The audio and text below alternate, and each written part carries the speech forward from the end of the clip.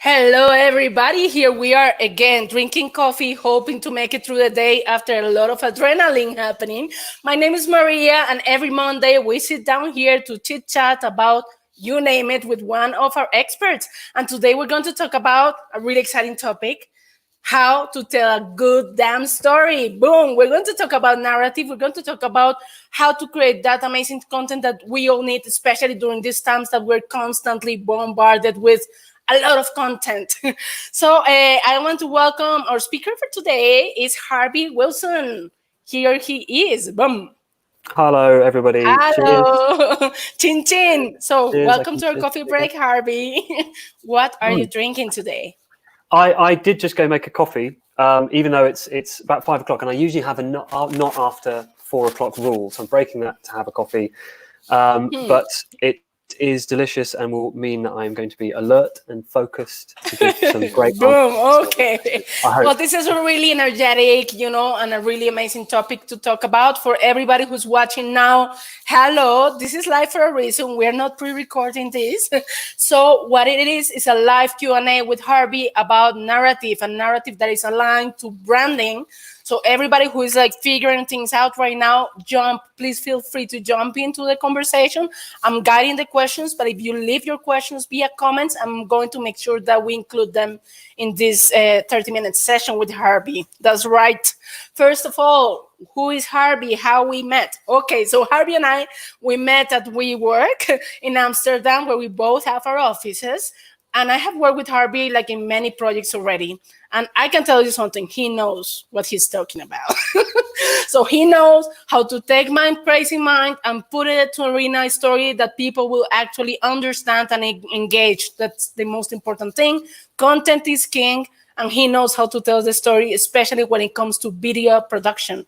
Tell us a little introduction about yourself, and why should people not go away from this coffee break somewhere else? Huh? Why should people stick around? Well, I'm flattered. First of all, thank you for the lovely introduction. Yeah, I think telling a good story is integral to any business, whether it's just starting or whether you're growing, or if you're pivoting to a slightly different service or solution. But telling a good story has become more relevant, as social media becomes more prevalent. It's more important than ever to have a better understanding of your business and how you communicate with your customers. And in order to tell a good story, it has to go beyond just explaining what you do and the services you offer. It has to go to a much deeper level than ever before, because people expect to be romanticized about your company and to really feel that there is a narrative and a story there. But yeah, a little bit about my background with video production, as well as I've from the early start done a number of video projects, usually for companies and businesses. And I've noticed for sure over the years, things shifting much more towards trying to create video content that is a much more reflective and more inspirational way of showing a product or a service. It's less about explaining specifically what you do, but about creating a feeling about a brand. That's super important. Yeah. Yeah, I think that's what successful companies do really, really well. Exactly, because in the end, and especially for the starting entrepreneurs, it's about your baby. It's about, this is my business. I want to just talk about it to everybody. And you don't really realize what Harvey is saying now. It's like, to make that relevant, it needs to fit into a different framework on how to tell a story. And that's why our title is How to Tell a Good Damn Story on Purpose. Because we just don't want to make another video, another article, another website. No, we need to stand out. And today we're going to cover everything about how to make that, that good, basically how to get it done in a proper way, because that's why we invited our experts. So let's start with the first question. So what makes a story a good, breathtaking story? Yeah, I mean, great question and a big question. 30 minutes, even on this question alone, would be a challenge. But there's a few simple things which I'll probably get into a little bit later about video content specifically. But I wanted to actually look at something that I do a lot of stuff work on in terms of branding, identity, and branding projects that feeds directly into creating video content. And I think in order to tell a good story, a lot of people get carried away with thinking that means you need to make a longer, a better, a bigger scale video without actually taking the time to look at your brand identity, what your brand company stands for, what your values are, what your vision is, and more importantly, how you behave as a company, because all of that affects how you tell your story. And if you haven't figured out the core of your company and the core of your idea and what you value, your narrative is never going to be consistent, and it's not going to be impactful in the same way. So there's a branding exercise that I do with multiple design clients that's turned into often video clients.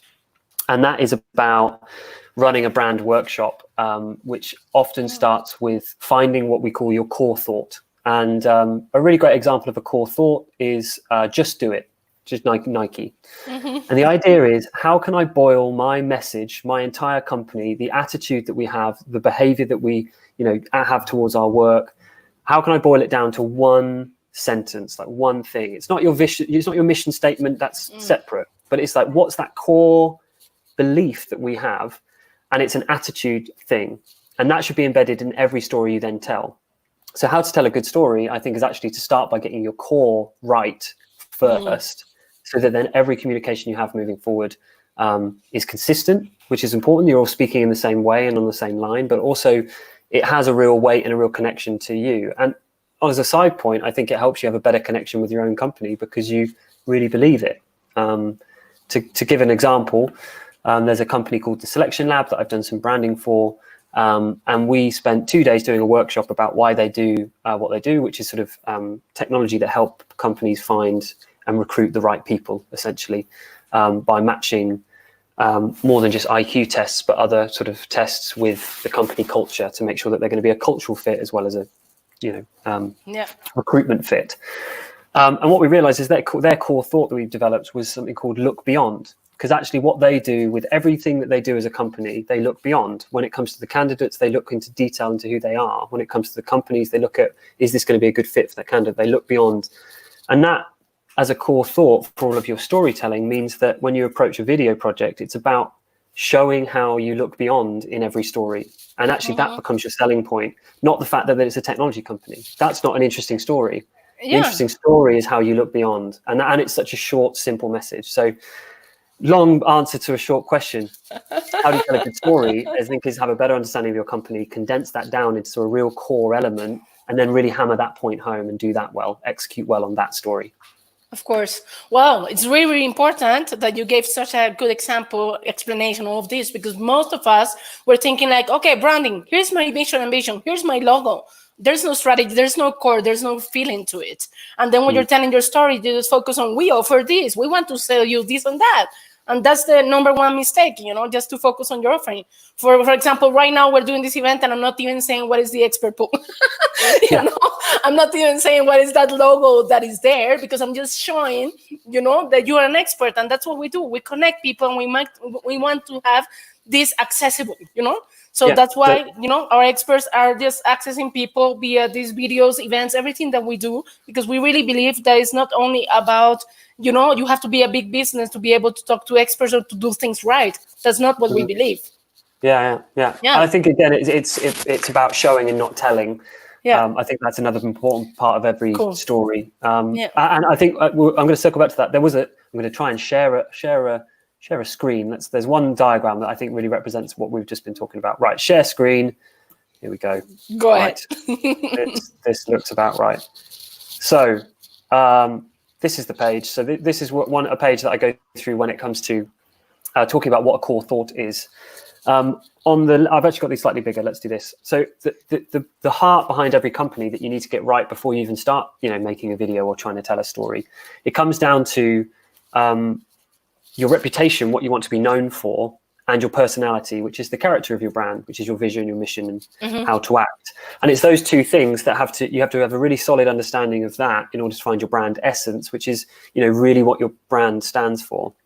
And it's only when you've got your brand essence right, when that heart is there, that you can start looking at your logo, your typefaces, your tone of voice, the imagery, and then after that, your website, your signage, your exhibition stand, the mailers, brochures, etc.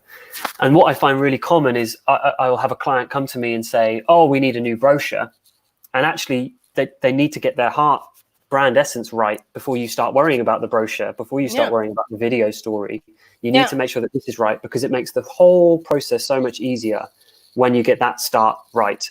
And as I mentioned, if you've got that core thought element right from the start, that will just instinctively ripple into every piece of artwork that you make moving forward, which, as I've said before, makes that feel consistent, and makes sure that everything you produce is aligned to what you really value as a company, which is beneficial for your company, beneficial for customers, and it's beneficial for you in your belief in your own company. And I think that's obviously really important. That's great. And it's really valuable, because if you see it like that, then it looks like a lot of work. But if you have clarity on that one, everything else is going to just run, go smoothly, because you have clarity on who you are and what's your brand essence, right? Yeah, exactly. That's exactly right. And it looks like a lot of work, and people get stressed out about the wrong bit. They get worried about, what's my sign going to look like, and what's my e-leaflet going to look like. But actually, all of that work becomes simpler if you get this central bit right. And I think that's important to any story. Yeah. That's really cool. Well, cool. Everybody who's joining now, or who is like hopping on now, please feel free to write or share your questions via comments. Thank you, Ileana. Ileana, thank you for being here. We're going to share your question later on. So let's continue about what is the difference between a pitch and a narrative, about my business. Yeah, again, another good question. I'm going to say that for all of these, I'm sure. But I think it's similar to what we've discussed so far. I would argue a pitch is a much more sort of business-minded way of communicating about your business. And I think some business-to-business clients might want a pitch. Sometimes you need to make a story that is very pitchy, because it's what they expect to see. But if you're a B2C, then I don't like being pitched to as a customer of something. I personally will buy into a feeling around something and a narrative. So to answer what the difference is, I think the pitch, I think, is that more business detailed side of things, and the narrative is more related to the core thought that we've mentioned. It's more about what you believe as a company and the story that you want to tell. And they're both valuable for different reasons, and people will buy into different aspects of them. But I think they both have different use cases. Yeah. So basically, you already replied, that what we're talking about today is narrative, how to create that story that really connects to who you are as a brand.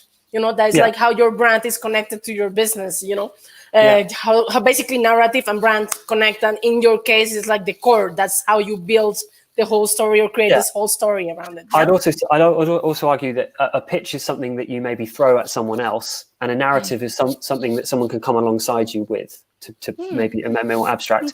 If you have a narrative, Patagonia is a fantastic brand. People buy into Patagonia because of the narrative they tell, and they feel part of the community because they're not being pitched anything. They're not pushing anything in your face. They're presenting a narrative and a story that people engage with and want to be part of. So I think, again, there's a use case for a pitch, but I'd probably argue also, on the customer side, there's more of a calling for great story and great narrative, because instinctively people buy your product or service because they've been bought in by a story that they can connect with. And a pitch is about conveying information, more about conveying information than it's necessarily about conveying an emotive response.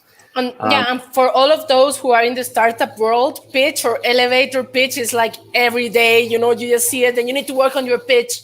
But for us, it's so important to put narrative on the map, because of course the pitch has a purpose. You want to get an investor, you want to get that partner or whatever. It's transactional. With narrative, we have the whole universe that Harvey is now sharing with us, and that we're actually want to continue elaborating with, because this is just an appetizer, our coffee break. It's just an appetizer for what is coming up next. Now that we're almost halfway over our coffee break, I also want to let you know that Harvey is going to be joining us in the biggest event that we're hosting this year, that is called the Here to Start Fest. And the Here to Start Fest is going to happen on July 1st and 2nd. Because you're here today, we're going to give you access to a free speaker pass. I'm going to post it right there. You just see it in comments.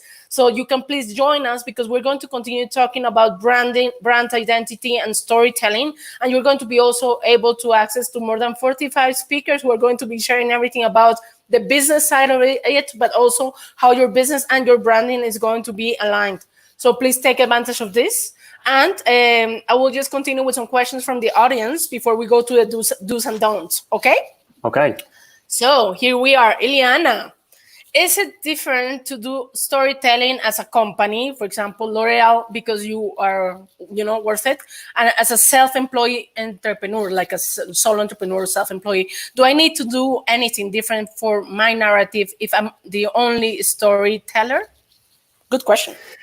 Oh, that's a good question. God, they're coming thick and fast, these hard questions. I think the approach should be the same. I think you should treat if you're self-employed and you're a one-man band, or what, the approach is still the same in terms of establish your core elements and the core things that you believe in, and present that narrative. On the larger scale, take L'Oreal, for example, they will just have a wider product service and a larger scope, potentially. I don't know your self-employed business. Maybe it's a competitor. But it will be the same work, but just done in a larger scale. The workshop that I run in terms of core thought stuff has been done with existing companies that are quite large, that need to pivot or change, or a startup. But in terms of the narrative, I think any company will need to find a narrative that people can connect with, especially nowadays. It used to be more that you could maybe create just a great product and that's enough. I mean, in some cases that still happens, but that importance of narrative will ripple across a large company or a self-employed. And if you can find people that will connect with your business as a self-employed person, then yeah, it doesn't matter whether you're on your own or whether it's a large company. I'd say the narrative is equally as important. It's about getting that message, and that you should do it since the very beginning. It's not like you need to wait until you have a big company to then wonder what is your brand about and how you're going to communicate about it, right? Yeah, exactly. And on that, I mean, I've done these workshops with, as I say, with companies that have started and are pivoting or just beginning. The best time is as soon as you can. There's no great time. This is a decision that you need to kind of work on. And the other thing is, this core thought should be something that you really believe in, is consistent, but is also something that's moldable and adaptable if you need to change, if you want to change. So I wouldn't, if you're self-employed or you're a smaller scale right now, it feels like a big decision to make a core thought, but that can always change and that can grow. So I'm sure for L'Oreal, as they've grown, that changes. They will also probably have core thoughts and core concepts that are specific to different demographics or different geographical locations. So all of that comes later on. So I think, it's about starting somewhere, finding a narrative that fits with you right now, and know that that's going to grow and adjust as the company grows or as you change, what the work is that you want to be doing. So let's say that I say today, Harvey, wise guy, he knows everything about this. I don't know it. It looks like a cool thing to do, but I don't know if I can do it by my own. So when it comes to specific tips about what to do and what not to do when creating that narrative, what is your advice? What are like tips that you can just take into account about things that you should do or avoid doing it? Yeah. I think there was another question on the Eventbrite, which is about when do you need professional help? I don't want to jump the gun, but these workshops are really good. It doesn't have to be professional help. I would argue something to do is, if you can get in the room with your target demographic, have this conversation with them. When you're defining what your core belief is, have that conversation with people with friends, and help you to facilitate that sort of workshop with yourself as you build your own product or service. Ideally, as I say, people that you're trying to target your company to, because if they all say that, that they're energetic people and they like brands that seem to be really active in sustainability movements, then you can align your core thought to make sure that that's part of it. So you can have that conversation straight away with the people that you're trying to market to. So don't feel you have to think about it on your own and come up with just do it as a slow, which is a huge piece of work and amazing. You have to have that incredible idea on your own. Chat to people or speak to a designer and have that. The bit that I do is I see my job in those branding workshops is to facilitate a conversation and help you to figure out what it is. Like I say, have that with friends, have that with family, have that with a professional designer. So that's a do. One that comes up straight away is, there's a fun rule, which I have in the branding workshop stuff, is no platitudes, which means no obvious answers. So a classic one that always comes up is, what are your values? And you go, honesty. Honesty is a value. Every company should be honest. Every company in the world. Unique selling point. I'm honest. Yeah. In principle, it's not a bad value because we should be honest, but everybody has honest. And when I see that now, I go, well, that implies that there was a chance you were going to be dishonest, because why even mentioning it? You shouldn't. So none of the obvious ones. Or if you are going to do honest, drill into it a bit deeper and be like, what do I really mean? And what you mean is that things like, we don't do extra work and then bill you at the end. That's, you'd come up with a better name for that, but we don't bill by the hour and you get a surprise bill. We work transparently, and that it's honest. That's the value, but don't just put honest. And also, if you have values, don't just put the title. Explain what you mean, because I think people want to find, okay, I'm honest. Sustainable is another big one. In all fairness, people go, we're sustainable. How? Give me detail. What do you mean by that? I did also, moving on from that, in terms of do's and don'ts, I've got some specific stuff that I think would be useful for do's and don'ts for video content and narrative there. I've got it on some slides, possibly with some typos. So bear with me. Here we are. Problem. No, but you're so right. I'm laughing because it looks like obvious. Of course, people don't do that, but it happens all the time. Like, core values, just announcing things without communicating how is that applicable to your business, or how do you see it? Yeah. And it's perfectly fine to start with the obvious, take honesty as an example, but then, really question yourself and be like, what do I really mean when I say that my company's honest? And how is my honesty different to other people's honesty? That's a real important thing. How is my narrative different from every other company that says that they're honest? I'm going to jump past some of this stuff. So, in terms of storytelling, when I'm doing video content, Maria, you may remember this conversation we've had. I like to try and split voices across a video. So if you're making a video, you tend to lean into, you either have expert voices and or reflective voices. I'd say an expert voice is, core information, product information, explanations, shows that you know what you're talking about. That's really important because the people watching the video need to know what the video is about. It's very practical stuff. What we tend to talk about when we talk about narrative is a reflective voice, which shows the experience. It feels more honest coming from customers, and it makes it feel less corporate. So when we've done work together before, Maria, I've always said, what we're saying with your expert voice and what we're saying with your reflective voices, because then that will affect how I approach the interviews that we make, who we get to speak in the video, what questions we ask them. And it tends to be now that people lean towards more of a reflective voice. We want our customers in a video saying, what a great job we've done. So there's a movement towards reflective. So customer speak. So if you can, so this is, I'd probably advise people to don't have the video focus on yourself. When I tell Maria, hey, Maria, I'm amazing, I make amazing video, you go, oh, well, okay, that's good. Good for your ego. Whereas when a friend of yours comes over and go, hey, you should really work with Harvey, he's great, he makes great video, you know that there's no ulterior motive. You know that that person is just giving advice to you because they really mean it. The same goes for video. It's if you make a load of video content and it's just you telling other people how brilliant your business is, that's fine if you focus on that as your expert voice, but always try and support it with reflective voice. Could be as simple as testimonials, but ideally you want people to show how great the experience is, to capture people using your product or using your service, and then also maybe have them speaking about it. It's a much more honest, I've used value, my own value against me there. It's very honest, and it shows that there's no other sort of motive behind that. So do that. Show, don't tell came up earlier. This is actually a filmmaking principle, which is when it comes to backstory, don't just have characters telling each other about each other. show those stories. And it's the same. People aren't stupid. If you can show the impact that your business is making rather than tell them, they'll get it. And they don't feel patronized, and they don't feel like you're just listing reasons of why they should work with you. Keep it short. If you've done the legwork with identifying your core thought, if you're messaging like Nike can do a campaign where it's just the Nike tick and then just do it, that's a great campaign. It's because they've done the work to identify your core thought. So your messaging can then be super short and still be impactful. And that obviously ripples into social media push and all sorts of things. Pay for music seems simple.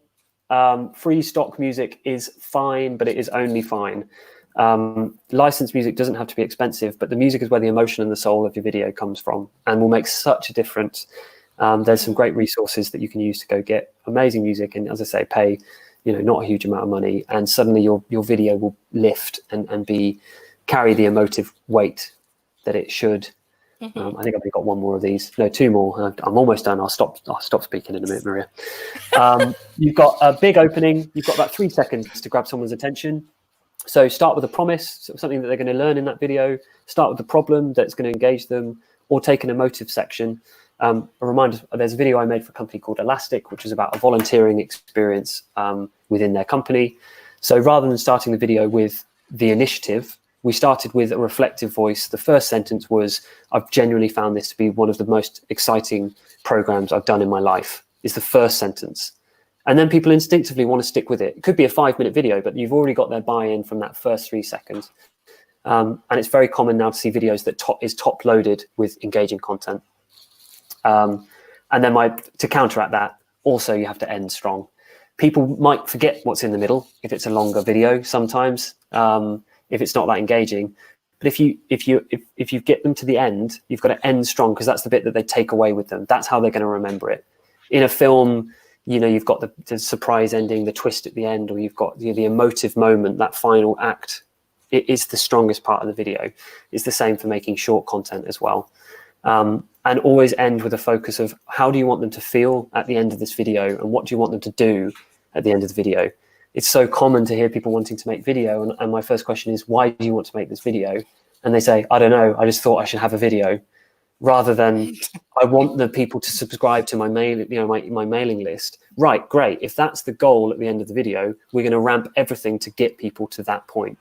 So you've got to structure your narrative in a way that it leads people along to end where you need them to be emotionally, and sort of with action with what they're going to do next. Clear. That was a bit of a rant there. There we are. Clear. Well, this is way more than our traditional coffee breaks. You really prepare for this, apart from the fact that your coffee is cold already, no? It is cold. I was going to hide brew. it. That's very cold, yeah. Yeah. Really nice, Harvey. I really, really, really like it. It's really actionable, and it also connects the fact of what we were saying before, about when do I need professional help? You were mentioning before, and now you can see by just listening to a professional, how does the professional think? It's not about, I need a video because everybody's making videos, or I need to say something because everybody's saying something. There's a huge difference in everything that you have shared with us on how to get started, how to start, from the approach itself. So I really like that, and I like that you encourage people to get, to invest in their core before thinking about the how, that is everything that we do to promote what we do. I think just on the professional part as well, the time to get a professional in is also to understand that, I think I've said this to you as well, Maria, is it's my job to help you with your message and to shape it into something. And we've spoken before about how the meetings is we come up with a bunch of ideas. It's your job as the client, it's your job to be really excited and really passionate about your brand, not to think about how we structure the story so much. That's my job. So you just get excited, you come up with all the ideas, and let me filter that into something that's an actionable and is going to get people where they need to be. So I think by all means, try it on your own. But when it comes to telling a good story, you need someone to counterbalance that enthusiasm, because you're sometimes blinded by your own brand because you just love it so much and you're so passionate about what you do. Sometimes you need someone to just provide that framework and to show that structure of how to push people along a narrative. And I think that's a good point to get someone else involved. Plus, of course, you are not objective about your own business. You think your business is amazing, fireworks are like, Harvey, how you cannot see it, so it's like, whoa. So to just get that external, like the professional help that we do, via what you do, of course, and also all of our experts, we are here to listen and to help in that way, because, you do your business and you do you basically every single day of your life. So this is the idea of how we can facilitate that work and that framework to, in this case, help you communicate and find that core. So some questions, couple of questions. Oh, now we're almost up. I will just wrap it up with these questions. People, we know that this is a short time. Don't worry about it. We know this is short, yes. But and that's why we have invited you to join the Here to Start Fest 100% for free. You know, it's going to be like more than 45 speakers, including Harvey. And we're going to also have networking, so you can also do one-on-ones with Harvey and just asking, hey, Harvey, how do I go around my core, business and my core value of my brand? So he's going to be there. Please join Here to Start Fest. Just to wrap it up for today and that we can continue with our lives. So how do I know that my core thought is attractive? I obviously believe in what I'm selling, but how do I realize that it's going to be attractive for others, to other people? Yeah, I think that's, once again, good question. The importance of testing. The core thought is two-sided. The core thought should be something that you believe in. So in some arguments, it's not necessarily about an external opinion on that. It can just be a company culture that you own. But I think a much better core thought is something that you own and you wear with pride and you share with the world. But the best way to know if it's any good is to, as I mentioned, do workshops with your target demographic and try things. It's really not uncommon with narratives to, A/B test things, to send out documents for voting polls to get feedback on.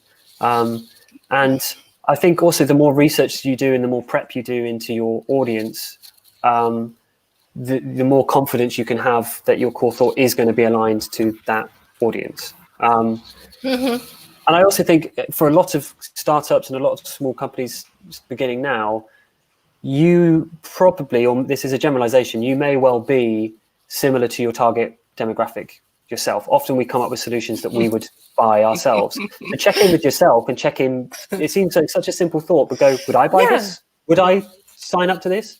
If I saw a story, would I believe that this narrative was actually, for me? And if not, friends, family, anyone, strangers in the street, ask them, get it in their face. What do you think of the story? Would you be interested? Super important. It looks obvious again, but it's like just go out there and ask. Don't keep it to yourself. It's not your best kept secret. It's your company, and you need to get that feedback 100%. Yeah. So really important. And the last question, just to finalize with our coffee break today, what are good platforms to get quality music? You were recommending to get license. I'm going to do, I'm not endorsed, I'm not sponsored, but if they want to, fantastic. I'm open to that conversation. One of my favorites is artlist.io, I think it is, Artlist. Artlist, okay. Yeah, and that is you sign up per year and you have, I think it's about €150 per year, but you have unlimited access to their entire library and it's great. And another one I really like is Premium Beats. And that one you can pay for different licenses per song. And I think they're about €50 per song. But Premium Beats very good because it will have one song, which is maybe 3 minutes. It will have a 30-second version, a 15-second version already cut and edited for you. So you don't need to be able to do anything to sort of edit stuff yourself. That's great. And what they also allow you to do on Premium Beat is download a track with a watermark on it so that you can actually put it underneath your video, see if you like it before you then purchase it. So it means you get a chance to try it first. So both links are already in comments, people. We are fast. Boom. Wow. Look at that. That's impressive. And like I say, Artlist, Premium Beat, if you're watching, I'd love a great, let's get an endorsement going. I'm very happy to talk about how great they both are. Yes. They are not sponsoring you, right? Well, but maybe you become partner. You never know. Okay. No.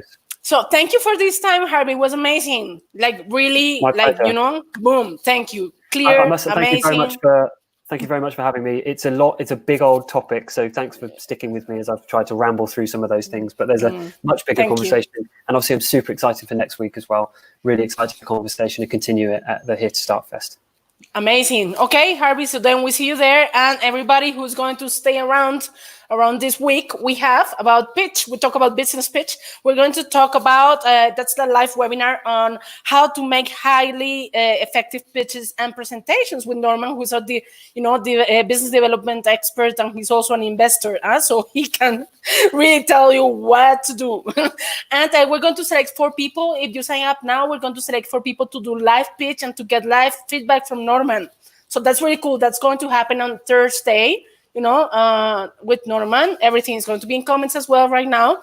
Yes, I'm here as well. Yes, and then we have on the 29th. So next coffee break is going to be between me and PUS, who is actually the expert in the spotlight. He's the one that we have been showcasing during this month. And we're going to talk about visual thinking, also really important, the impact of visual thinking at work. So everybody's invited. There are the links so you can sign up. And basically, I see you, Harvey, at the Here to Start Fest with everybody Great. else. Great. Thank We'll see you there. Have an amazing week and doy. Doei. Ciao, ciao, everybody.